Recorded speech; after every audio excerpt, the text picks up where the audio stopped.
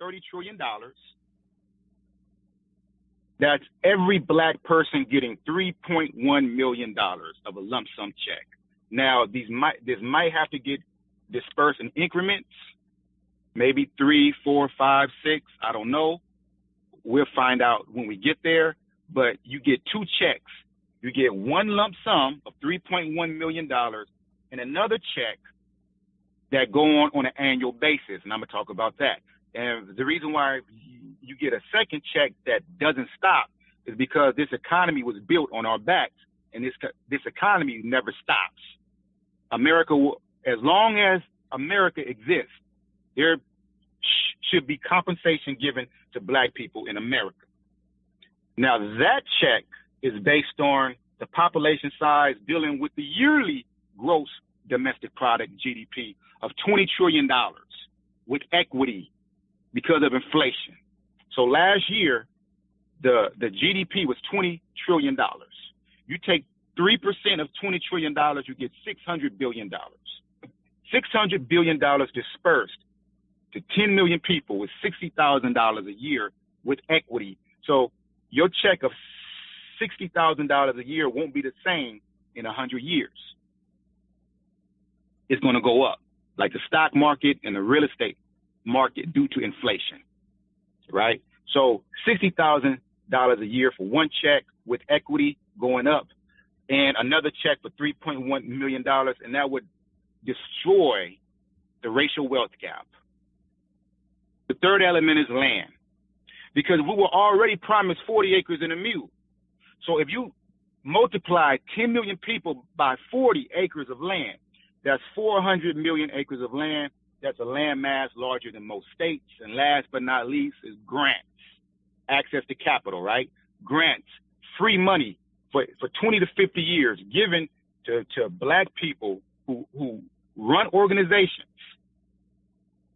If they're going to have to go to a board, if they have great ideas, inventions, businesses, infrastructure, science and technology, anything that's going to help black society, that's going to be beneficial for black society, they are going to be given free money. Okay? They are not going to have to take this money out of their own pocket. This money is going to be given to them based on what they have in order to build black society. The money that's in your pocket stays in your pocket because that's the compensation. That's your personal compensation, but we got to have compensation as a people as well to build. And you shouldn't have to take money out of your own pocket to repair the damages that have been done. Okay. So DMLG, defense, money, land, grants. My next point is we need our own candidates. Now, I heard the clip by Dr. Umar Johnson. I have a lot of respect for Dr. Umar Johnson. I think he's a legend. I think he's going to go down in history as one of our greatest orators. Okay. As far as speaking, this dude is up there with Martin Luther King and Malcolm X. This dude can move you, right?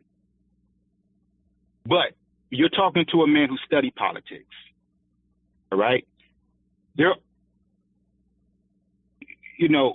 a two-party system. Facts. I'm not making this up. If we're going to get power, there's a way to get it in America. The Democratic Party makes up, they cannot get into the White House without our vote. Facts. That's a fact. They need our vote. You have power as a people to leverage your vote any way you want. This have not been getting done. That era is over. Now, the reason why you have conflict between the people who talk about economics and politics is because nobody really understands that you need politics and economics in congruence with each other. Look at America, for example. They have a strong economy, right? But they also have a strong political system. You got to have them both. You can't have one or the other. You got to have them both. Politics is what make economy flow, and you need strong economics in order to fund your politics. They go hand in hand. The reason why a lot of the economic people, and I can't fault them for this, but the reason why you see so much discourse and them talking bad about politics is because they feel that like they got to compete. Because we have too many black people who feel if they go to the polls and vote, that's all they got to do.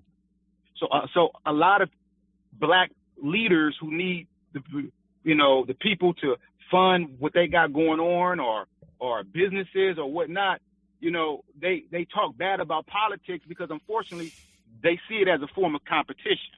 Because for the last 40 years, black people have been voting, but they haven't been really taking their economics as a priority. Right. And not only have they been voting, but they have been voting for the wrong people. Right. We never had a black agenda priority candidate. So all kudos to Dr. Umar, but, there was a lot of fallacies in that statement, and that's what we got to look out for. Okay. We got to be educated on how to get power in America. Okay. Starting your own party, I'm not against it. But in this climate that we're living in, you would never be president starting your own party. You would never have access to the White House starting your own party. If we're going to make DMLG work, we got to take the party that we already operate, which is a very powerful party, which is the Democratic Party. It's not about being loyal to them. We're not loyal to the Democratic Party. We're taking it over. Okay, this is a hijack move. And we could do that. We have the power to do that. This isn't a pipe dream. The Democrats know that they can't get into the White House without the black vote. All right? A lot of times people, they sound good, but you gotta really, if it's not really logical, you gotta really stand back and take a step back and say, okay, it sounded good, but doesn't make sense. What I'm saying is logical. We all know that the Democratic Party, we control that party. The Democrats would tell you that. And they're trying to separate black men and black women by talking about the black woman is the backbone of the party. But the reason why the black women are the quote-unquote backbone of the party, because black men don't vote for their ass, because we don't have we never had a candidate like myself. Black men will vote for me. I see it all down my timeline. I got a post right now that's going viral. Nothing but black men saying, hey, man, I got you, bro. I'm going to vote for you. I'm going to the polls. I'm going to make sure I'm going to vote for you. Black men will vote for me. And black women is going to vote for me because they're going to see a strong black man out here. I'm not tap dancing for white folks. So we got to get it right. We got to tell the people how to get it. You occupy the White House by taking over the Democratic Party. There is no other way. You can't start your own party because then all you're going to do, that's a selfish endeavor. Because, okay, if you want to be a political star, okay, start your own party. I thought about that. Maybe I should just start my own party. Yes, I get a lot of people who sign it and, oh, yeah, Deon D Jenkins shout my name, but nothing is going to get done. I'm going to just have my own party, and we're not going to have any access to the White House. Donald Trump just going to keep getting in, and, the Republicans are just going to keep winning because we're all trying to get our own party started. No. Get the party that you already operate. The Democratic Party is powerful, and we control that party. They admitted it. They're trying to say black women is the backbone of it. The reason why black women is the backbone of it because let me tell you why Barack Obama won in 2008. Because he had dudes like me out there on the streets with T-shirts. Black men.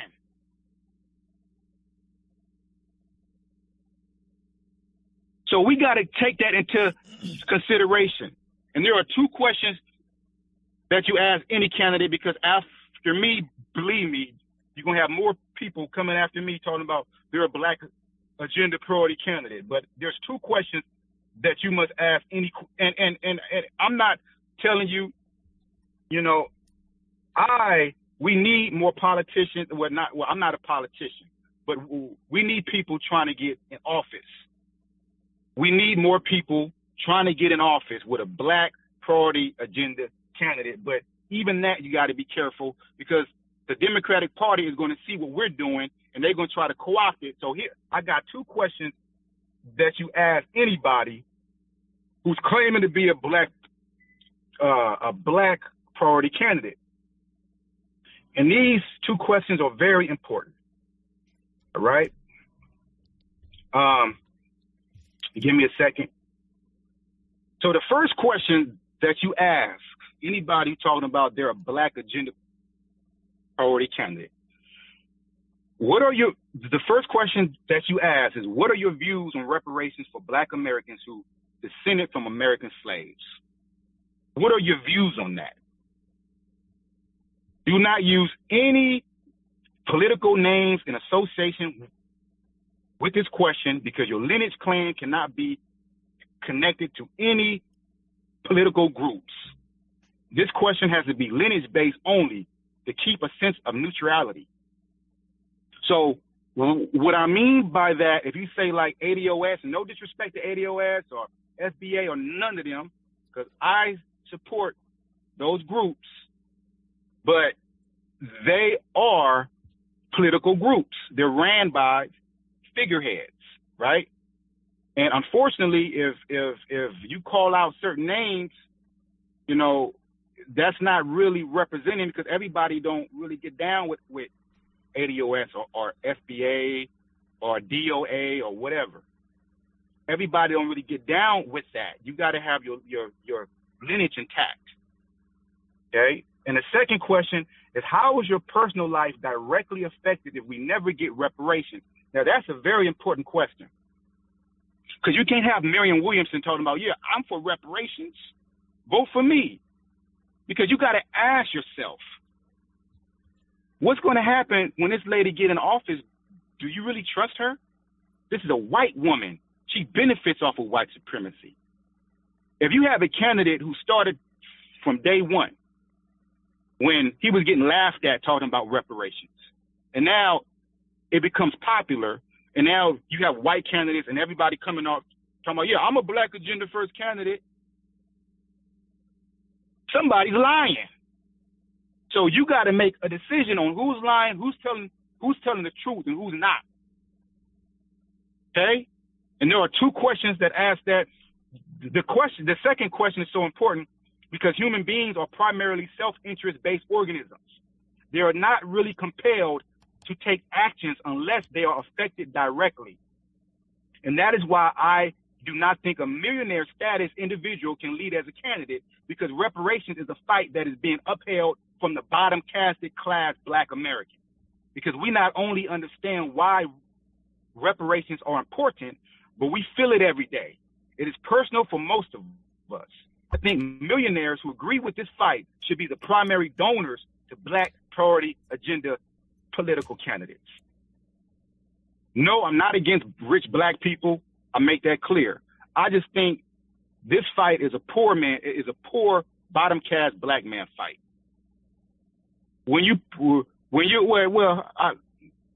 I take that back. You don't got to be poor, but you got to be hungry enough. Unfortunately, too many of us, when we get money, we start looking down on poor black people. Okay? We start looking down. We start isolating ourselves. And we can get easily more co-opted. Because now, look at Oprah Winfrey, for instance, right? It's easier to control you when you got all that money, because you got more to lose. See, soldiers, they fight because they ain't got nothing to lose. They say, man, I'm going to get this or I'm going to die. Like, get rich or die trying, right? 50 Cent. You know, he got shot 9 times. He's in the slums. He said, man, I'm going to get this. Even if I got to die. Your fiercest warriors or the poorest people, anybody talking down on poor black people, you got to step back, because the soldiers are the poor black people, the middle class black people, okay? It's not the rich And no disrespect to the rich, but I personally, and that's my personal opinion with that one, I want to make that clear. But from my observation, when people get money, not just black people, anybody, when they get money, they get less hungry. All right. So this fight is a poor black people's fight, black man, woman fight. All right. Now, understanding that we got to have our own candidates who represent us, who represent this fight. Okay. Understanding that we already operate and control a Democratic Party that's very powerful. It controls 50% of the market in politics. Why not take advantage of that? That's what you got to take advantage.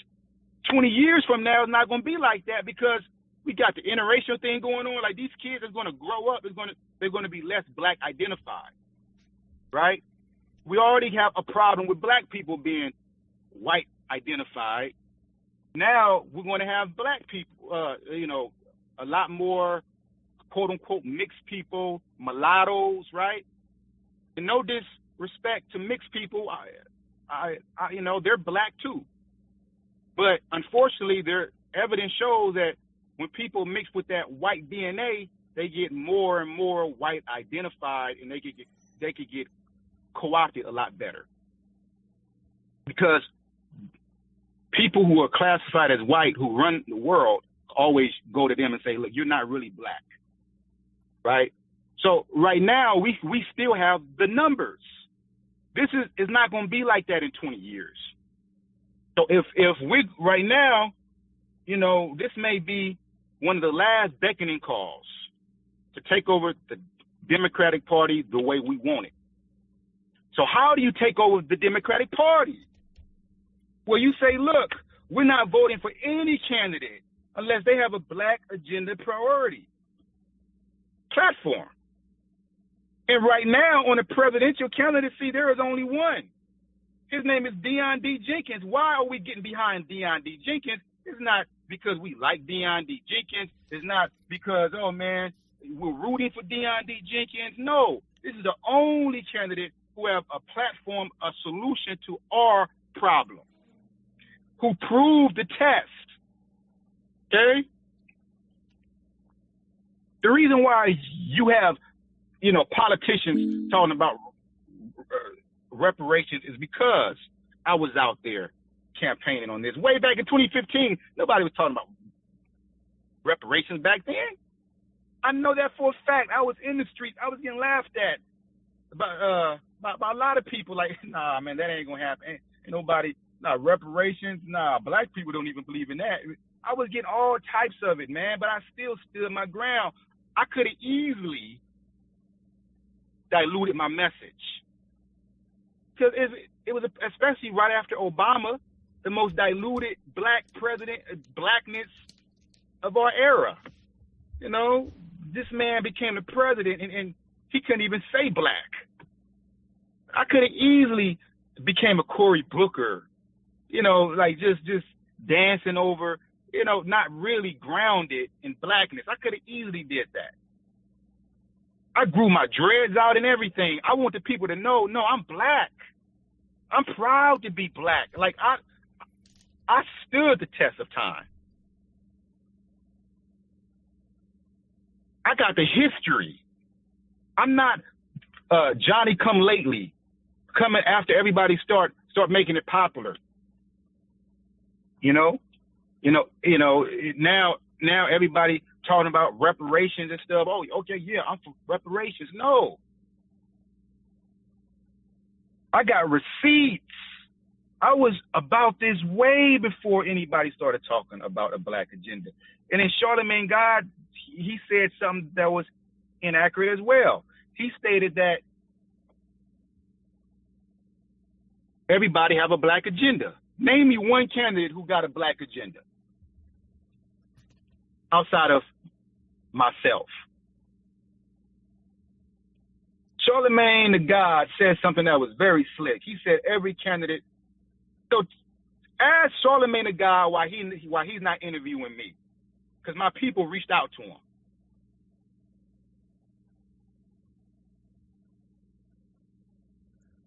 Wow. If every candidate have a black agenda.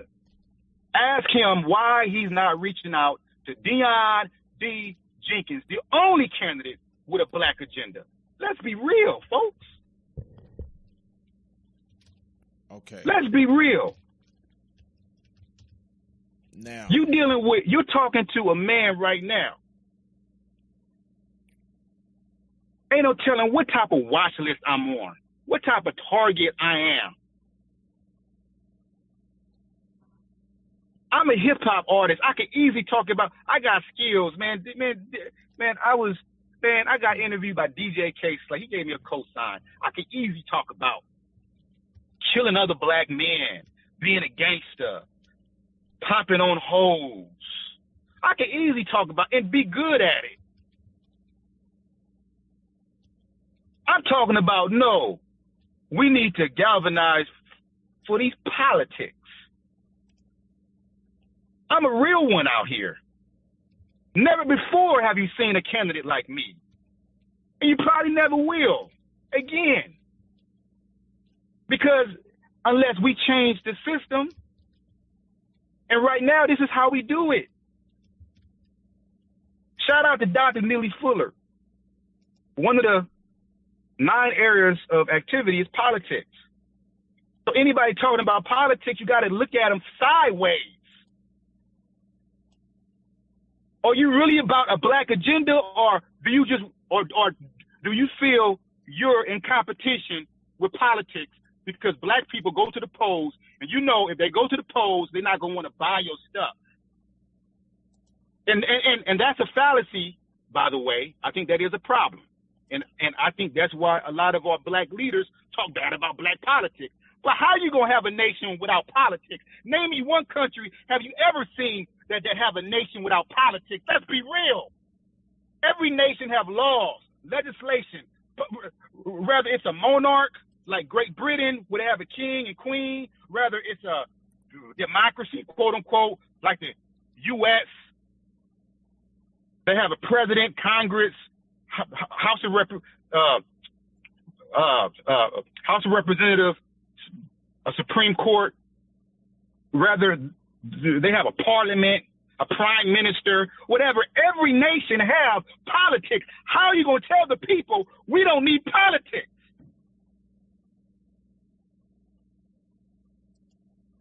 It is a disgrace that we have people who people listen to talking about we don't need, yes, we need an economic. I ain't knocking economics. My whole platform is about economics.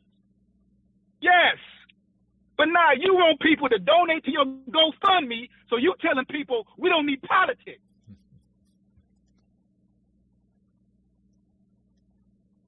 Let's be real. We need politics. We're not going to be able to do anything without politics. Martin Luther King, he knew that. Malcolm X knew that. Marcus Garvey knew that. Yes, he was about economics, but he knew politics. Yeah, we're going to have to get our political game up. Everybody know that. Okay. All right, Mr. Jenkins. I wanted to give you that time so you could lay down a good format for those who have not heard from you, seen from you, or know anything about you. Just to answer, I want to answer that last question that you asked. Charlemagne had brought up that everybody nowadays has a black agenda. What he means is with the social media phenomenon of ADOS, and I think I can't remember what foundational black Americans that done popped up as a byproduct of that. And in Cobra, as Brother Scotty would always bring up, because they have a show on the Black Talk Radio Network as well. These in Cobra been doing this for the last 30 years, writing laws and what have you. And ADOS and the foundational black Americans, they've been attacking, let me not say attacking, but they have been concentrating on that black agenda, which is pressuring other politicians, if they didn't have one, to come up with one. So this has become a reoccurring statement, question, and answer at every political debate. So that's something that you probably would want to get up on. One of the most prominent as far as their particular quote unquote black agenda would be Pete Buttigieg, I believe that's his name. I'm probably saying it wrong.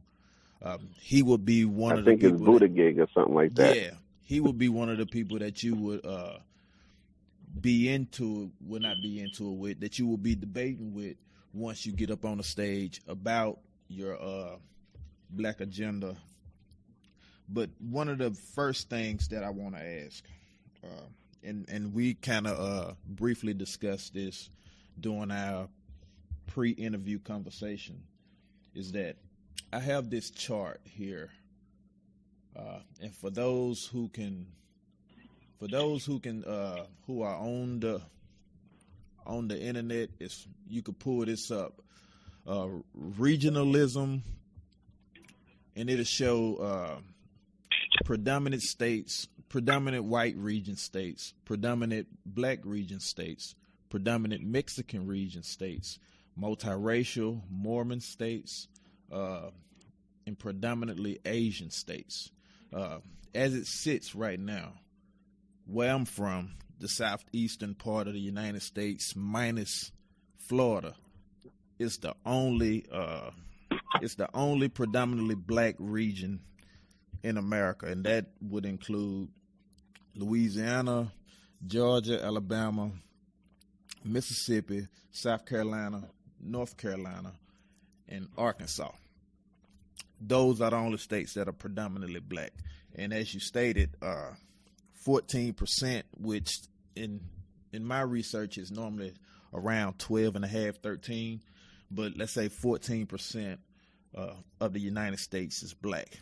Well, we know that they're not counting the multiracial black people. So, and then a lot of those people are children as well. So that kind of dwindled it down to about 10%. Running on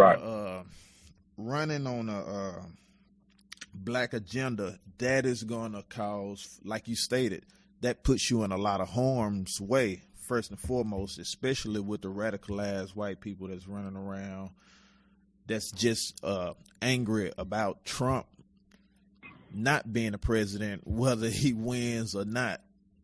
They mad about that. So that does put you in a dangerous spot. But let's take the violence out of it for a second. Black people do not run the Democratic Party. We kind of vote for the Democrats because our family has always voted for it, and we do it by habit. Most people grow up, me being one of them, Democrat is who you vote for, quote unquote, because that's who represents us. And it's true, because any state that you go to where it's predominantly black is ran by Democrats, whether we like the job that they're doing or not. That's just the fact of today's social and economic standards. So with that being said, once you come out with this black agenda first, how do you propose to get any of these other ethnic groups to vote for you? Because the Mexican / I don't like saying this, but for lack of better terms, Latino, they are the up and coming group, and that's why you don't see many people being represented for us. They're replacing them all with quote unquote Latino representatives.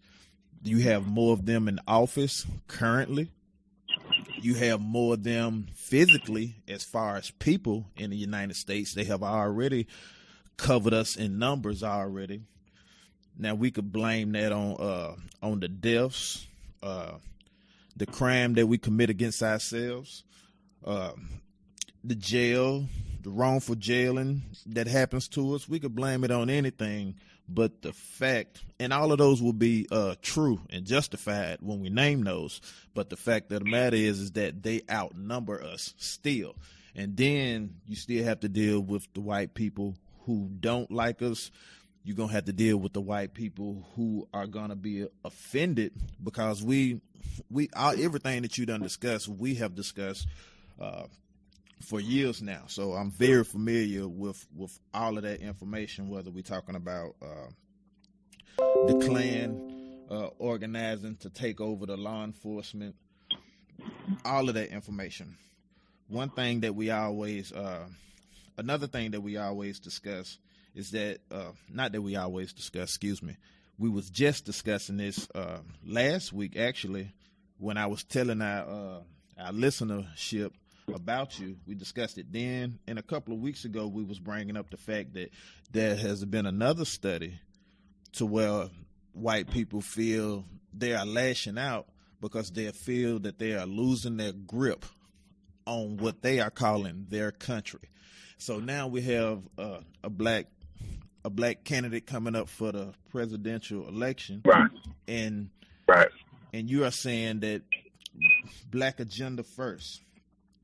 Well, you're going to have to appeal to, because see, Kamala Harris, Cory Booker, all of these other black people, although we do not like some of the things that they say, they understand that they have to get these white people's votes. Now, when you come to the stand, because although you have, because we done discussed some of your policies that you want to do, and we definitely gonna get into that, but we're gonna get to that via these questions. Let me answer that question. So well, I haven't what you finished gotta the question yet. Oh, my bad.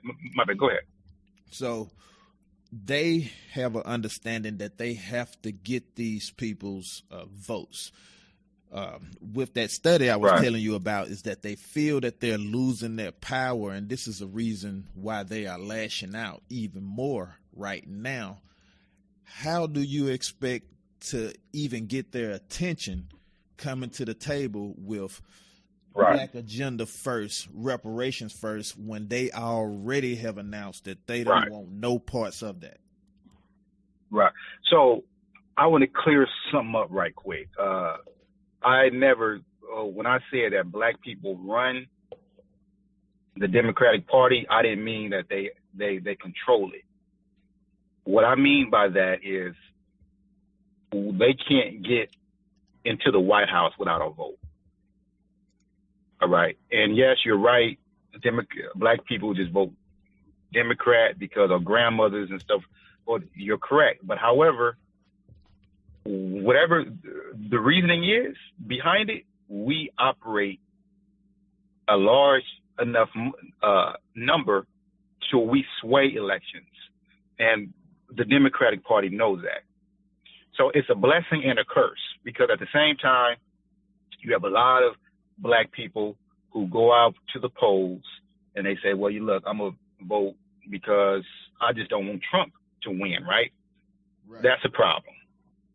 But you have other candidates who might say, not candidates, but you might have other voters who might just go to the polls and say, well, you know what? I'm not going to vote because I don't like anybody, right? And that's a problem too, if you have somebody there, right? So I bring the balance. So now we have a candidate who actually running on a black agenda party type of platform. So once the word gets out, if we all do our jobs and make sure that people know, right?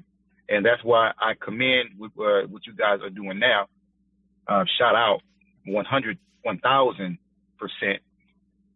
because that's part of the work. You got to inform the people. We can't just sit around and cry about racism. Well, we got to let people know that, no, we have a candidate out here, so we got to do something, right? And you guys are taking that step, and I commend you. However, once the word is out, then people who will go to the polls and only vote for Bernie Sanders because they see him on TV, but now they're like, oh, no, we have a candidate. The reason why they're voting for people like Bernie Sanders and Kamala Harris is because they don't know I exist, you know. But once the people know I exist, you know, some do, but most of them don't, right? Once the people know that I exist, then boom, we're going to get black people. The Democratic Party, what you got to understand is that the people don't really choose the candidate. The Democratic Party choose the candidate because it's ran by, they nominate a presidential candidate based on delegates and super delegates. So a super delegate could basically choose anybody who you want to choose. That happened with Hillary Clinton back in 2016. Yeah, when she was going, because Bernie Sanders really should have won the nomination, but they gave it to Hillary Clinton. What we got to do is we got to show them, look, we're not voting for anybody but Deon D Jenkins. If he's not the nominee, guess what? We're going to write him in. Okay, y'all don't want to put him on the ballot? Oh, so what? We write him in. Oh, he can't join your debates? Oh, well, guess I won't be watching it today. Oh, what? Oh, you're not inviting him to the town hall meetings? Okay, I won't be coming. Right? We have to do that. We have to be like, look, we have a candidate. That's our job as a people to let the Democrat, because look, they're going to get whoever they want in there. Trust me, they have their ways. Okay, even if they got to lie and say I want it, and then once I'm the nominee, then I got policies that's for other people, but I'm a black agenda priority candidate. I have another policy that's going to raise the federal minimum wage to $35 an hour. Now, there are white people who will never vote for me no matter what I say. But there are white people who are going to be like, hey, what? We need that. There are Mexicans that's going to be like, what? Yeah, $35 an hour? We need that. There are some Asians who are going to be like, you know what? I don't know about all that reparations talk, but hey, he's the only candidate that's about to give me $35 an hour starting off. Yeah, I'm about that life. Okay? So what we have to do, we could always figure out what type of policies that we could figure out to get more votes. And that's when we sit down with the Democratic Party. Okay. One of the 48 laws of power is that you got to know how to, you got to know how to, how to win the war without firing the bullet. That's what you're talking about. Huh? How to win the war without firing the bullet. You got to win the war without firing the bullet, but you also got to know how to negotiate. So you could sit down with the Democratic, once they get the message that they're not getting in office without Deon D Jenkins, then look, you don't think they're going to come to the table? Even if it's not this election, they're going to eventually come to the table. Well, here's the problem I see with that. The problem I see with that is that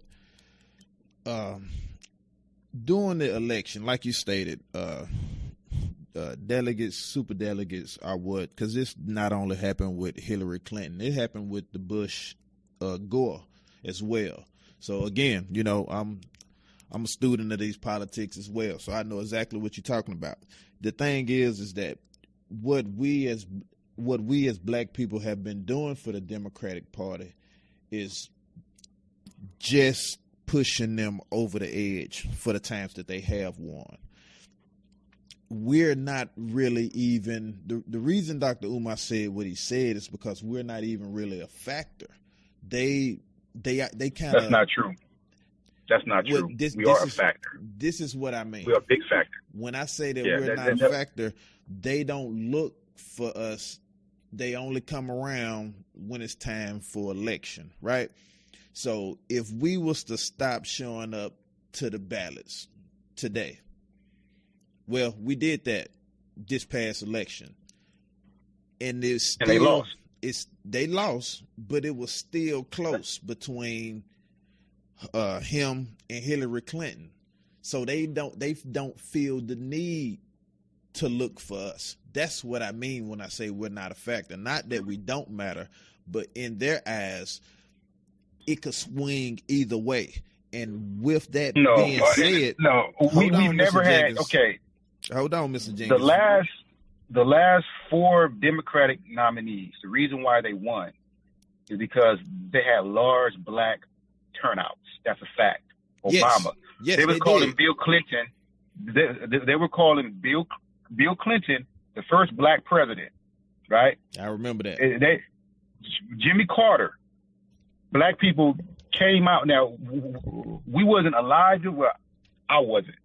But if you study that particular election, that was right after the civil rights, right after Nixon, black people flew to the polls for him. Andrew Jackson, the same thing. Excuse me. Lyndon B. Johnson, I'm tripping. Lyndon B. Johnson, the same thing. Because it was right after Kennedy. He took over, black people rushed to the polls. John F. Kennedy, of course, right? So I'm only going by the studies that I've came across. I'm not going by my opinion. What Dr. Umar Johnson told you was based on his opinion. No. No. Wait. Let me finish. Every single election that we've had. Now, this is based on facts. Now, black people swayed it enough to win. That's a fact. Anytime black people were not captivated enough to vote, the Democratic Party lost. Now, that's a fact. Like, you could do your own research on that. Now, I have, and this is, and they do listen, cater. They Mr. do Jenkins. try to get they do try to get our vote. Mr. That's Jenkins, why slow down. That's why Hillary Clinton. I'm almost done. Okay. That's why Hillary Clinton was talking about, I got hot sauce in my bag. They just don't know how. They think we're stupid, but that worked. Hillary Clinton's model worked before. She just did it at the wrong time. This is what happened with Hillary, right? There was so many people who didn't know her actual history between her and her husband. That's why we seen so much stuff coming out about Bill Clinton this past election, because we were not aware of that when he was running the first time. That's the lack of knowledge is what got them elected. The next thing is, I was saying about the Mexican and Latino population. They have outgrew us, which is pushing us further and further down, which makes us less important. Now, you may not want to agree with that, but you live in California. What's the if you could put a percentage, what would be the percentage from black people to Latin American people there? Right. I think you're missing my point, but yes, I feel what you're saying. Mexicans they run it out here, which means they don't run it, they don't control it, but they are as far as the population, them and white folks. But my point is, I think you're missing what I'm trying to say. Today we are still big enough to sway elections. We have not reached to that paradigm yet, to where they don't need us anymore. We're not there yet. Okay, we're not there yet. That's a fact. No, I'm not saying that they don't need us. No. I'm not saying that's what you're saying. I'm just trying to make that clear. What I'm saying is that today, in 2019 going into 2020, we have enough numbers as black people and enough black identified black people to get together and say, we're not going to vote unless we have a black priority candidate. And the Democratic Party will be forced on their knees because they understand that they cannot win an election without black people. That's a fact. They spend millions of dollars pandering to black people. Okay, they do that. Now, they may not treat us like the Mexican vote, with Mexicans and Asians and gays and all those. They come to the table and say, what do you guys want? With us, they play the saxophone. Hillary got hot sauce in her bag, right? And my point with Hillary is I understand what you're saying, but she lost because black people wasn't enthused to vote for her. That was my point. No matter if black people were found out about her or not, my point is they didn't come out. They weren't captivated enough by Hillary Clinton to stop what they were doing like they did Barack Obama, just drop everything and make sure that they go to the polls and vote. They didn't do that for Hillary. They did it for Bill because, like you said, they didn't know, right?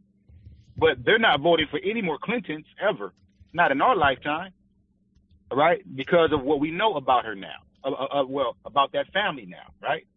So my point is, okay, the Democratic Party understand that they have to captivate the black vote enough. They just want to captivate it without giving us an agenda. That's what they're trying to do.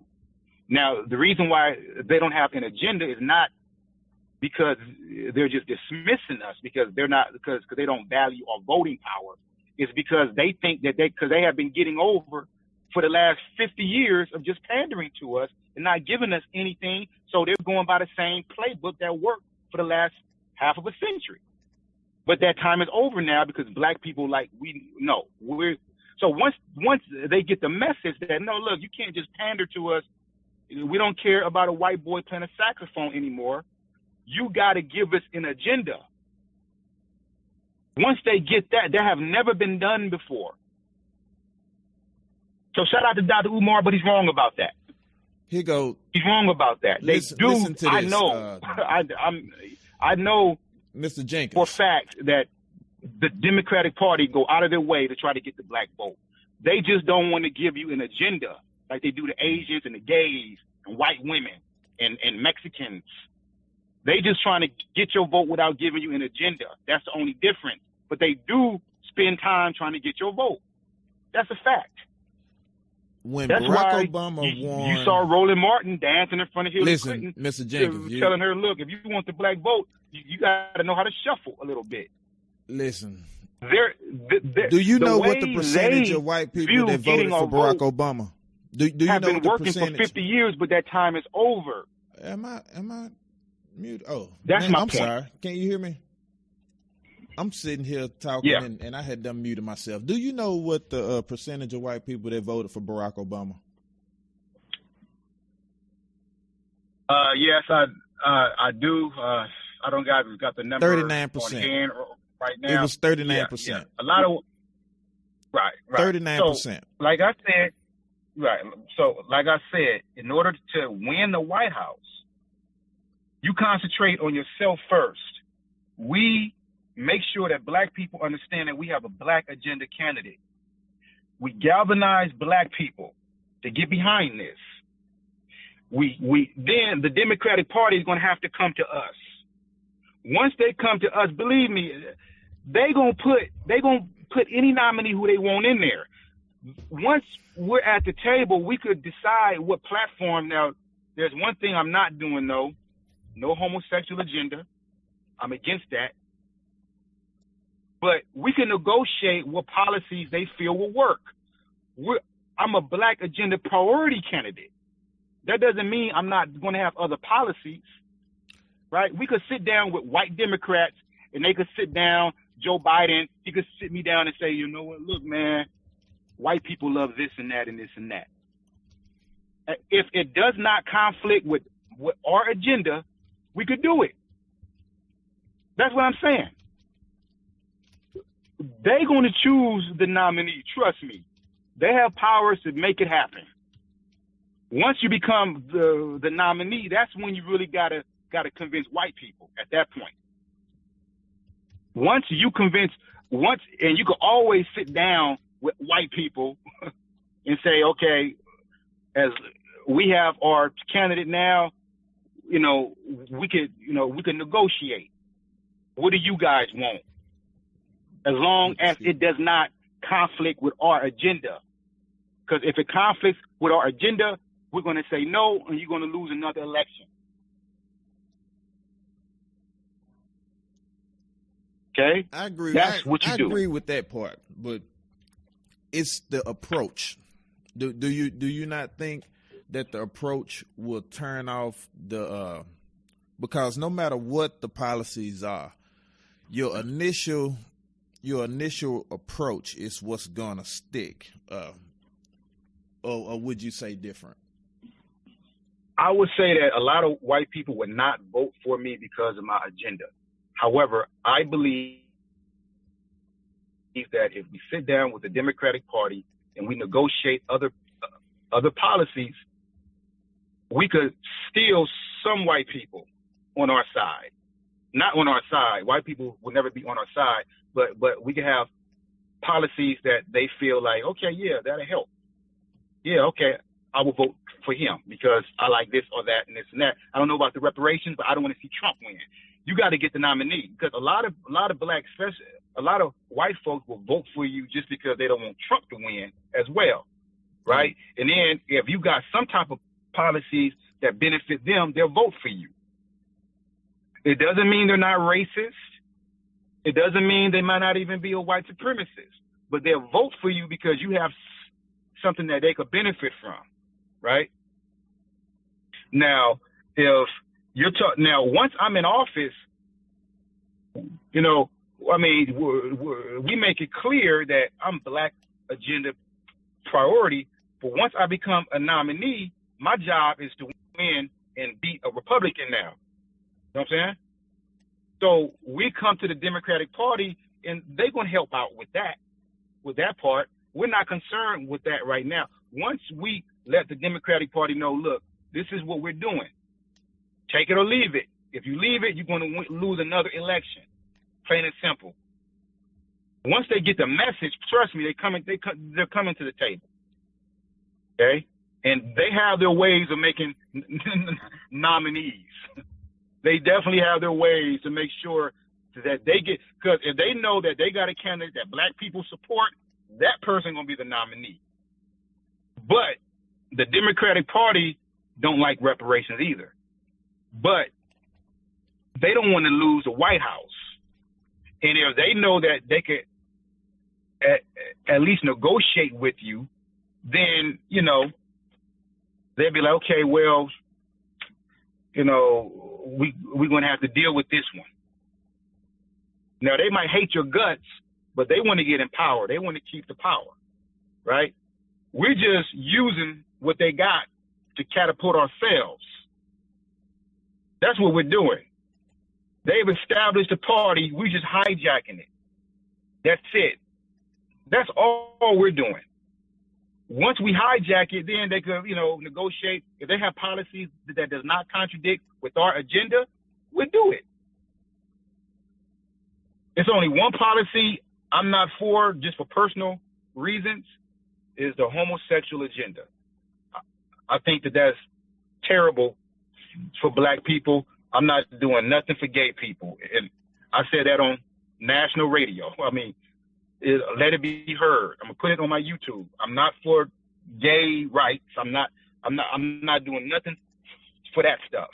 But outside of that, if they have policies and they want to come together and say, look, man, okay, I guess we got to do this, but, you know, if you want to get the white vote or the Latino vote or this vote or that vote or that vote, you're going to have to do this. Now, I'm not making any moves without getting the permission of the people, though. So any policy that they come up with, I'm going to ask the people. See if you know, if we should do it or not. Hey, do you guys agree with this? Do you guys agree with that? And the people is going to be like, nah, man, we don't like that policy. Oh yeah, you know, that's cool. We could deal with that as long as we get reparations, whatever it is. By that time, right now, we shouldn't even be thinking about. That's way down the line. You don't win a Super Bowl by thinking about the Super Bowl first. You got to tackle week 1 first. You got to tackle week 2. You got to take it step by step. Right now, we just got to let the people know that we have a candidate, and we worry about that in the future. Right now, we galvanize the people to get behind this candidacy, and then once we get enough people to galvanize behind this, then it's the next step, and then the next step, and the next step, and the next step. But that's way, you know what I'm saying? That's way ahead of time. And even, you know, if the Most High bless us to get to that phase, then we just work it out with the Democratic Party. We show them, look, man, you work with us, we'll work with you. Right? What do you want? You know, we got a candidate now who's going to institute this, because all they want is power. They're power hungry. And all they want to know is that, okay, if we got a candidate in there, you know, can we work with them? You know, we're going to show them, now, look, man, okay, all we want is a black agenda. That's it. And I know they don't agree with a black agenda because they're racist, but they're willing to lose a little something to gain something else. And right now, you got to use that. That's how you get into the White House. That's the only way. Me personally, I love the agenda, but I'm not sure if you done thought this all the way out. Because when we talking about, like, let's say for instance, I got my man Hayes. He got a few questions, and there's a few other people that got some questions. So for those who do have questions, just give us a call. That phone number is 719-284-5271, and the pin is 7637. And I know Roz have questions, so we'll get with Roz before we do anything. But before I turn this over, like, let's say for instance, well, it's two things I want to address. When you were saying that you used an analogy about the Super Bowl, you got to play the games first, right? Well, unfortunately, in the arena that you're in, you don't have that luxury to not think about that. That's the first thing, because these are the questions that you're going to be bombarded with on a regular basis. People want to know when you get to the office, not if you'll get to the office, when you get to the office, what about these particular issues? So that's that right there. I believe that. But I answered that. I answered that. I said what I was going to do when I get in office. I said that we're going to negotiate with the Democratic Party once we win the nomination. I laid it step by step by step. You know what I'm saying? That's not if you don't agree with it, that's different. But that's Mr. Jenkins. That's not my question. That's pretty logical. That's not my question. What I was saying is you cut me off too much. Now I'm trying, but you got to slow down. What you told me was that I apologize. No, you fine. I'm letting you get through this because I want you to be heard. But This is what I'm saying. You did answer that, but there are still many more questions to be asked, and your response was, that's too early. And what I'm saying is, because this is not the question that I have. I said that I have a question, but I'm going to address this first. So what I was addressing is that you're going to have to let that part go, because people are going to continue to bombard you with those questions. The question that I have is that some things I personally believe you shouldn't say, right? Although I agree with you about not having the homosexual agenda, I'm not telling you to have one, but to out front say that you're not going to do anything for them when they control most of the politics and every other economic aspect of America. I don't believe that that's a smart thing for you to do if you are trying to get there. Considering that you have a lot of homosexual black people that are in high places because they are homosexuals. So, and it's a large population of them, whether we want to admit it or not. And when you cut them off, those homosexual black people, they don't identify as black first. They identify as homosexuals. that happen to be black, not black people that happen to be homosexuals. So some